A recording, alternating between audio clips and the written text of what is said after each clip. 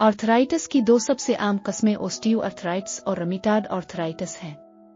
साबिका जोड़ों के टूटने और फटने की वजह से होता है।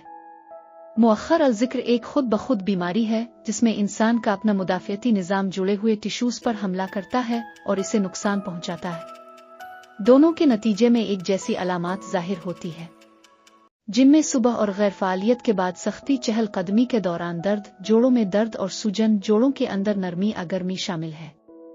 ऐसी कई चीज़ें जो आप आर्थराइटिस के बढ़ने पर काबू पाने के लिए कर सकती हैं और ये आपको भी फायदा पहुंचा सकते हैं। एक सेहतमंद वजन को बरकरार रखना है।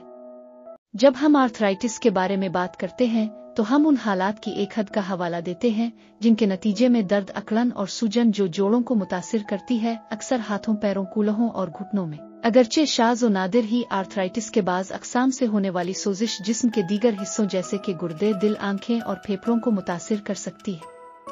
आर्थराइटिस दोनों जिन्सों और हर उम्र, नस्ल और जिस्मानी किस्म के लोगों में पाया जाता है।